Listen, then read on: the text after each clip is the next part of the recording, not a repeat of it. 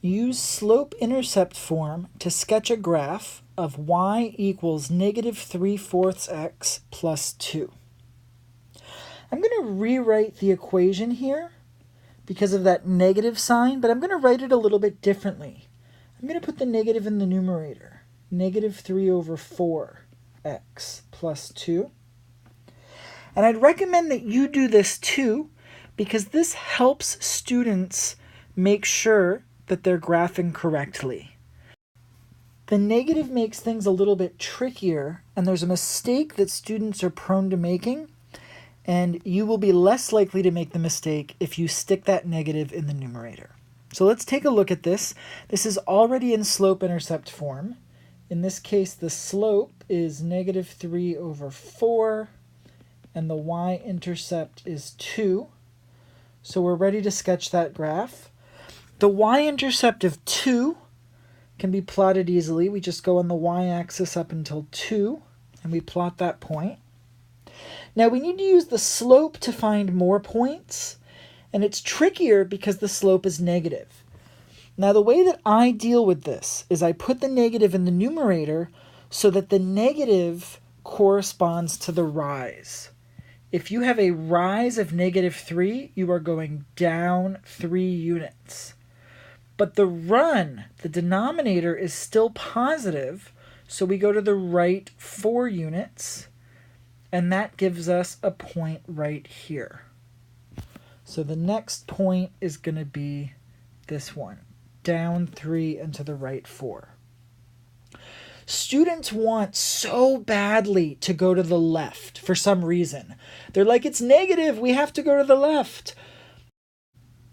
But if you go down and to the left, you end up having a positive slope. Let me just show you up here. If we have a point, and then we go down and to the left for another point, and we connect those dots, we have a line that still has positive slope.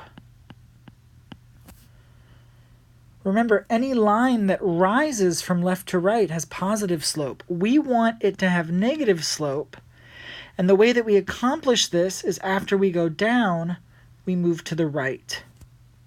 So in this case, I put the negative in the numerator so that we're going downwards, and then the denominator is always positive, so we go to the right. It's kind of like old school Mario games. Mario always runs to the right. So let's find another point. We've got this second one, and we're going to use the slope again. We're rising down 3, or falling down 3. The rise is negative 3, so we go down 3, and the run is positive 4, so we go to the right 4. And this gives us another point on our line right here. And we can keep doing that. We can go down 3 again and to the right 4, and that will give us a 4th point. Then, once we have several points, we can reverse. Instead of down and to the right, we can go up and to the left. We can go up 3 and to the left 4. Up 3 and to the left 4. And then to get more points, we can do it again. We can go up 3 and to the left 4, and that gives us one more point. And then we can do it again. We can go up 3 and to the left 4, and that gives us yet another point.